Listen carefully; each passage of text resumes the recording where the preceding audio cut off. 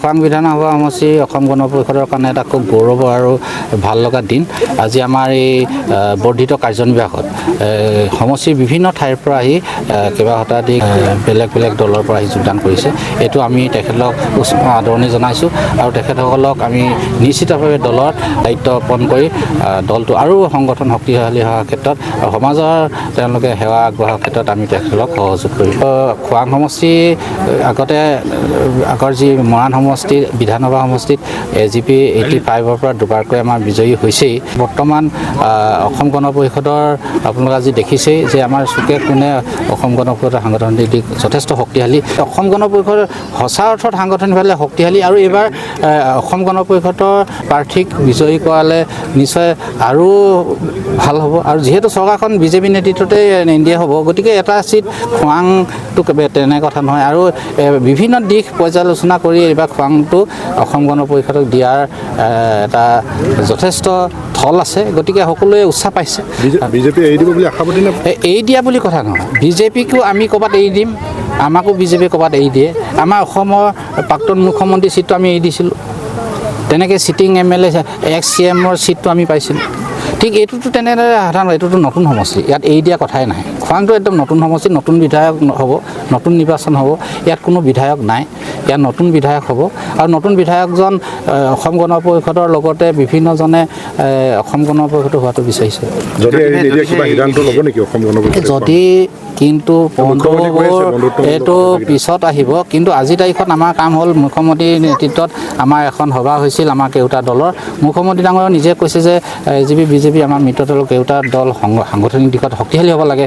এতিয়া আমাৰ এটা কথা, 103টা সমষ্টি একদম সাংঘাতিকভাৱে থলুৱা আমাৰ মানুহৰ অধ্যক্ষিত হ'ল। গতিকে এবাৰ চিট বাঢ়িব। এটা নতুন সমষ্টি হ'লে আমাৰো এটা ধৰ বেলেগ সমষ্টি বিলুপ্তি হ'ল। এতিয়া যেনেকৈ আমাৰ আমগুৰি সমষ্টিটোৰ বিলুপ্তি হ'ল, আমগুৰিটো সোমালে শিৱসাগৰত। আমাৰ প্ৰতিভা যোগে ডাঙৰকতো শিৱসাগৰ MLA বুলি নকয়। ঠিক তেনেকৈ মৰাণৰ MLA জনক খোৱাঙৰ MLA বুলি ভবা নাযায়। এইটো এটা নতুন সমষ্টি। ডিব্ৰুগড়, লাহোৱাল আৰু মৰাণ মিলি এটা নতুন সমষ্টি হৈছে, নতুন ভোটাৰ্ছ আহিছে। গতিকে নতুন সাংবিধানিক নামাকৰণ, গতিকে নতুনটোত এৰি দিয়া কথাই অহা নাই। আৰু আমাৰ যিহেতু আমাৰ বিভাজন নাই, AGPত বিভাজন নাই। বেলেগ বহু ৰাজনৈতিক দলতো আপোনালোকে দেখিছে 4জনৰ পৰা একেবাৰে 19জনলৈকে আছে। গতিকে তেখেতসকলৰ মাজত বিভাজনটোৱে, অনৈক্যতাটোৱে আমাৰ AGPৰ কাৰণে প্লাছ পইণ্ট হয়। আৰু বেলেগ কথা আছে। আৰু যথেষ্ট সংখ্যক দলৰ কৰ্মকৰ্তাই আমাক অভিযোগ দিয়ে যে আমি চৰকাৰী আঁচনিৰ পৰা অকণমান বঞ্চিত যথেষ্ট হৈছোঁ। এই কথাটো হয়। এতিয়া কি কৰিব, সেইটো হয়তো হয় আৰু আমিতো হয়তো মিছাকৈ ক'ব নোৱাৰোঁ। আজি খোৱাং সমষ্টিৰ বৰ্ধিত কাৰ্যনিৰ্বাহ সভা আৰু যোগদান কাৰ্যসূচী। আজি যোগদান কাৰ্যসূচীত প্ৰায় আমাৰ 100ৰ পৰা 150ৰ ভিতৰত জনজাতীয় লোকসকলে জইন কৰিছেহি। আৰু আজি এই কাৰ্যনিৰ্বাহতে আমি অসম গণ পৰিষদ দলৰ খোৱাং সমষ্টিৰ সমিতিয়ে আমি সিদ্ধান্ত গ্ৰহণ কৰিছোঁ, যিহেতু বিগত নিৰ্বাচনসমূহত আমি ভাৰতীয় জনতা পাৰ্টীক মিত্ৰতাৰ খাতিৰত ভোট দিবলগীয়া হৈছে।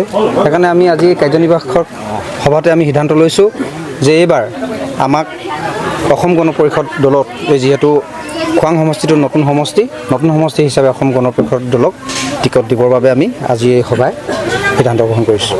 নিশ্চিতভাৱে আমি দলীয় নেতৃত্বকো অৱগত কৰিছোঁ এই বিষয়ে। দলীয় নেতৃত্বই এটা পৰামৰ্শ আগবঢ়াব বুলি আমি আশা কৰিছোঁ। যিহেতু 2016 চনৰ নিৰ্বাচনৰ পৰাই আমি ভাৰতীয় জনতা পাৰ্টীক মিত্ৰতাৰ খাতিৰত ভোট দিবলগীয়া হৈছে। গতিকেলৈ 2026 চনৰ নিৰ্বাচনত অসম গণ পৰিষদ দলক আমি টিকেট বিচাৰিছোঁ। আৰু অসম গণ পৰিষদ দলৰ আমাৰ এই খোৱাং সমষ্টিৰ সন্মানীয় আমাৰ ৰাজ্যিক কেন্দ্ৰীয় সমিতিৰ সাধাৰণ সম্পাদক সুনিৰাজ কোঁৱৰ ডাঙৰীয়াক আমি প্ৰক্ষেপ কৰিছোঁ। যদিহে টিকেট নিদিয়ে, BJP দলৰ প্ৰাৰ্থীকে যদি দিয়ে, তেনেহ'লে আপোনালোকৰ কিবা সিদ্ধান্ত লৈছে? চাওক, আমি দলৰ শীৰ্ষ নেতৃত্বৰ ওপৰত আমাৰ আস্থা আৰু বিশ্বাস আছে। আমি আস্থা আৰু বিশ্বাসতে আমি দল কৰি আছোঁ। আজি আমি যদিও মিত্ৰজোঁটৰ প্ৰাৰ্থী হিচাপে আমি চক্ৰধৰ গগৈ আমাৰ বৰ্তমান বিধায়ক হৈ আছে। গতিকেলৈ মিত্ৰজোঁট পালন কৰি আমি তেওঁলোকক ভোট দি আহিছোঁ। আৰু নিশ্চিতভাৱে আমি আশা কৰিম এবাৰ আমাক টিকটটো দিব বুলি। চাওক, আমি বন্ধুত্বমূলক নিৰ্বাচন নেখেলোঁ। আমি খোৱাং সমষ্টিত আজি কাৰ্যনিৰ্বাহত এই সিদ্ধান্ত আমি লৈছোঁ যে আমি